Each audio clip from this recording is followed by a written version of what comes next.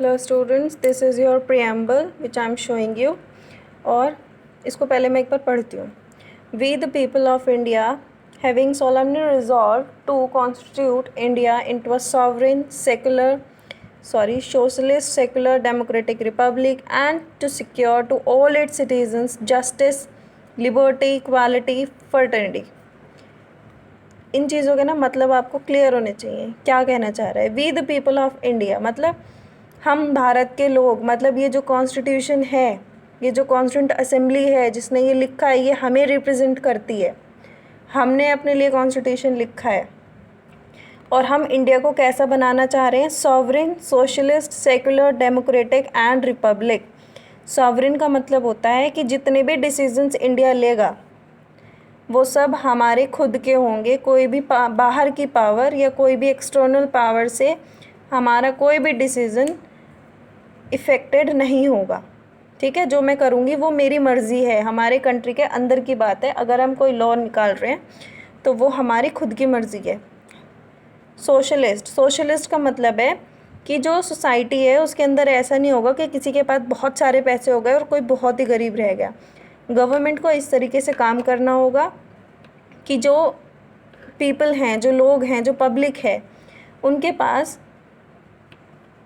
जो वेल्थ है, पैसा जो है, उसका कुछ कुछ अमाउंट सबके पास हो. ठीक है.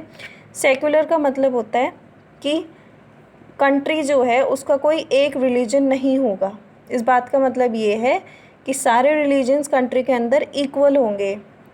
ठीक है. ऑफिशियली कोई भी ये नहीं बोलेगा कि भाई हमारा जो कंट्री है वो ये वाला रिलीजन को फॉलो करता है. अगर ऐसा बोलेंगे तो हम सेक्युलर नहीं रहेंगे. फिर डेमोक्रेटिक का मतलब होता है कि जो लीडर्स होंगे वो इलेक्टेड होंगे. इलेक्शन के थ्रू हम उनको चूज़ करेंगे और गवर्नमेंट कुछ रूल्स के हिसाब से चलेगी. और रिपब्लिक का मतलब होता है कि जो हेड होगा ना कंट्री का वो इलेक्टेड होगा.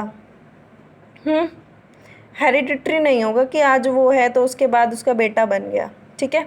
तो ये तो उन्होंने बोली इंडिया के बारे में कि हम इंडिया के लोग हम अपने कंट्री को ऐसे देखते हैं और हम अपने सिटीजन्स के लिए क्या चाहते हैं? जस्टिस का मतलब न्याय, मतलब कि कास्ट के हिसाब से, जाति के हिसाब से, धर्म के आधार पर और जेंडर के हिसाब से हम कहीं भी कोई डिस्क्रिमिनेशन नहीं करेंगे.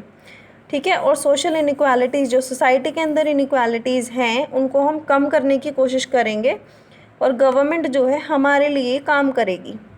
लिबर्टी का मतलब है कि गवर्नमेंट जो है या जो हमारे कंट्री में कोई भी हम पर इस तरीके की रिस्ट्रिक्शंस नहीं लगाएगा जो बिना मतलब के हों, जो बेवजह हों. हम अपने विचारों को प्रस्तुत कर सकते हैं. We have freedom of expression. और अपना वर्शिप और फेथ जिस भी चीज़ में रखनी है, जिस भी भगवान में, अल्लाह में, जिसमें भी हमें रखनी है वो हम रख सकते हैं, वो हमारी मर्ज़ी है. इक्वालिटी कि हम सब लॉ के अकॉर्डिंग इक्वल हैं, कानून के हिसाब से हम सब इक्वल हैं, चाहे वो कोई भी हो, चाहे कास्ट वाइज, चाहे रिलीजन वाइज, चाहे पैसे वाइज, कैसे भी. फर्टेनिटी का मतलब है कि हम सब आपस में भाईचारे से रहेंगे. हम सब ऐसे बिहेव करेंगे कि हम एक फैमिली के मेंबर्स हैं. ठीक है. और आपस में डिग्निटी का ध्यान रखेंगे, सामने वाले की भी कुछ इज्जत है ऐसा हम अपने आप को बता के रखेंगे. ठीक है. और ये जो constituent in our constituent assembly, ये सब कुछ हम कॉन्स्टिट्यूंट असेंबली में 26 नवंबर 1949 को हम इस चीज़ को क्या कर रहे हैं? इम्प्लीमेंट कर रहे हैं, अडॉप्ट कर रहे हैं. ठीक है. इफ़ेक्ट में कब आया था? 26 जनवरी 1950. ठीक है. So this is it.